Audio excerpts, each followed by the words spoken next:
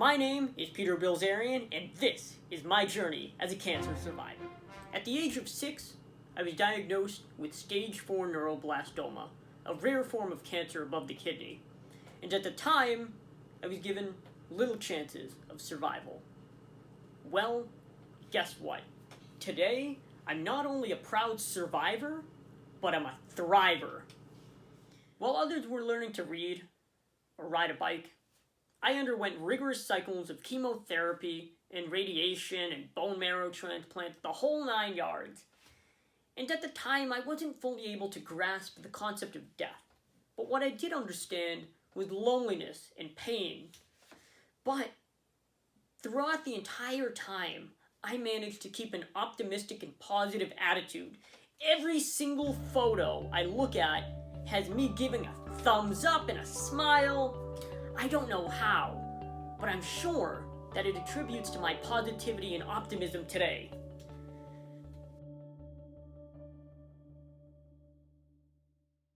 For as long as I remember, I've been surrounded by doctors and nurses of every single kind.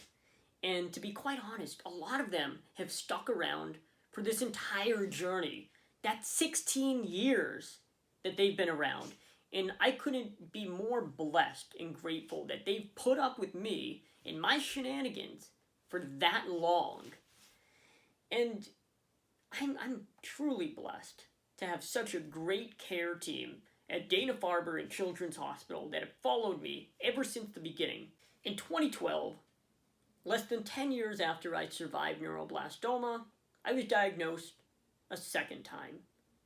This time, it was thyroid cancer. And at the time, the idea of facing death for a second time was a bit scarier because I fully understood the magnitude of my battle for survival. And although I learned that thyroid cancer isn't as deadly as neuroblastoma, it still required extensive surgery to remove the tumor, my entire thyroid, and I had to undergo some treatments. It was a pain. And now, I'll be honest, now I cracked a few wise ones about these scars, and here it is. So every time I wear a shirt that's not collared, everybody questions me. They say, "Peter, do you have a hickey on your neck?" And I look around, and I say, "Maybe I had a good night last night." and hey, I'm not bad. Now, at the time, however, I was about 15 years old, and I struggled to find meaning in my life. And although I had a community of people behind me at my school, church, and town, I was angry with the world. I asked, how could this happen to me? Why me? And as I transitioned into high school, I later realized I was asking the wrong questions. And so, like any teenager would do, I would stop asking questions and play video games. I like playing video games, sure, but what I did was get to know a lot of the people on this virtual platform. And I learned about this thing called competitive gaming, also known as esports. And that led me to actually start a very successful website to foster competitive gaming through tournaments and leagues. And it was a massive success. And at the time, I didn't see myself as an entrepreneur. I just saw myself as a guy solving a problem, right? And helping people, making their day a little bit better. Why not? And so naturally, I evolved.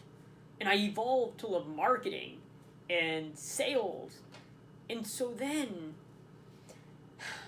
I applied what I learned on this digital universe about the fundamentals of business, and I applied it in the local community by doing consulting or freelance business development for local restaurant owners in need.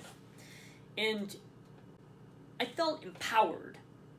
I felt like I found a purpose to help other people.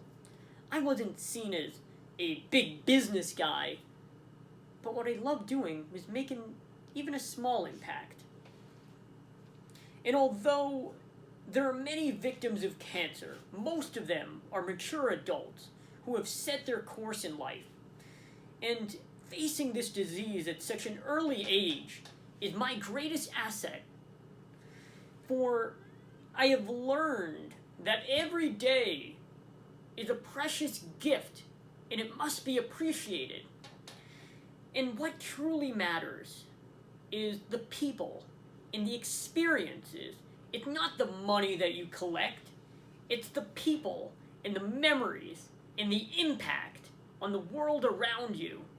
After high school, I attended the Rochester Institute of Technology in upstate New York, where I truly found my passion for technology, innovation, and just improving people's lives. And so, yeah, sure, I've done some pretty incredible things, I'll be honest, not to brag. I started my own food show. I've done some groundbreaking research on entrepreneurship in Eastern Europe. I've advised the president of Armenia on technology and education.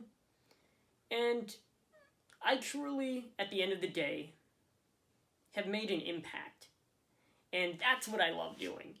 And along the way, I've met some of the most incredible people.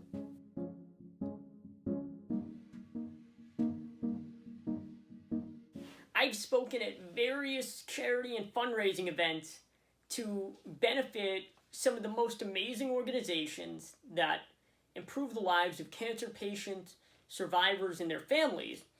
And apparently, I've inspired a lot of these people to be brave, persistent, and optimistic.